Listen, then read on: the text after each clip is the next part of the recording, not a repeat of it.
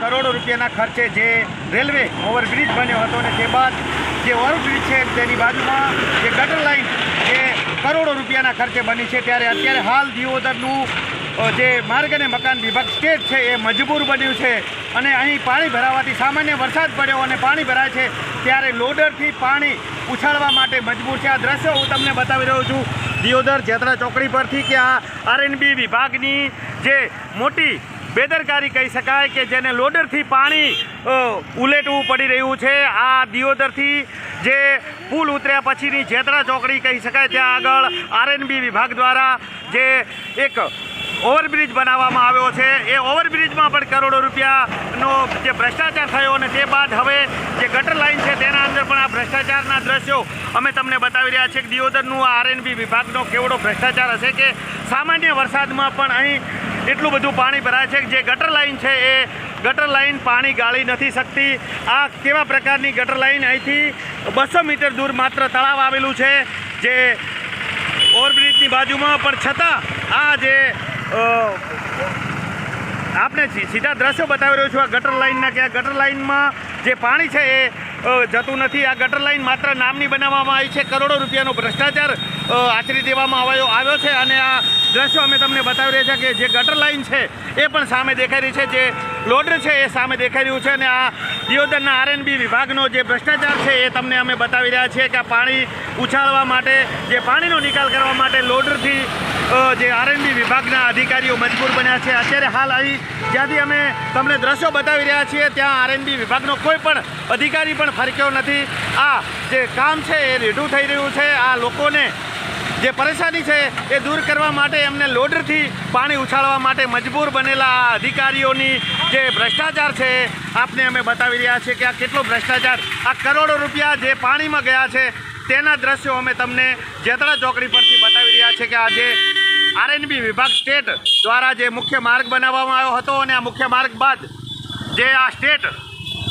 વિભાગ દ્વારા જે પુલની કામગીરી કરાવવામાં આવી અને આ પુલમાં કોન્ટ્રાક્ટરો અને જે અધિકારીઓ છે તેમની મિલી ભગતના આ દ્રશ્યો કે જ્યાં લોડરથી પાણીનો નિકાલ કરવા માટે આ અધિકારીઓ મજબૂર બન્યા છે। આપ જોઈ રહ્યા છો આ દ્રશ્યો, જે દરિયા જેવી સ્થિતિ સર્જાઈ છે, અહીં લોડર પણ પાણી નથી નો નિકાલ કરી શકતું તેવા દ્રશ્યો અત્યારે અમે તમને બતાવી રહ્યા છીએ કે આ દિયોદરના આરએનબી વિભાગની સૌથી મોટી બેદરકારી, જેના સીધા દ્રશ્યો થોડા દિવસો 2 દિવસ અગાઉ આરએનબી વિભાગે દિયોદરથી ખીમણા રોડનું જે જંગલ કટિંગ માત્ર ઘાસ ઉગ્યું હતું અને ત્યાં જંગલ કટિંગ માટેનું જે ટેન્ડર મંજૂર કરી દેવામાં આવ્યું અને લાખો રૂપિયાની ગ્રાન્ટ છે છાઉં કરવાનો જે કારસો રચ્યો હતો અને તે બાદ આજે ફરીથી આરએનબી વિભાગના ભ્રષ્ટાચારના દ્રશ્યો દિયોદરમાં સામે આવ્યા છે જેતરા ચોકડી પર કે જ્યાં આરએનબી વિભાગ દ્વારા મોટા પ્રમાણમાં જે ભ્રષ્ટાચાર આચર્યો અને આ ગટર લાઇન કોઈ કામ કરતી નથી, ત્યાં પાણી નથી ગાળતી અને જે ગટર લાઇન છે તેના સામે જ લાખો લીટર જે પાણી ભરાઈ જાય છે અને અહીં વાહન ચાલકો જે છે એ ચાલવા માટે મજબૂર બને છે। અહીં પોલીસના જે રસ્તો બંધ કરવા માટેના જે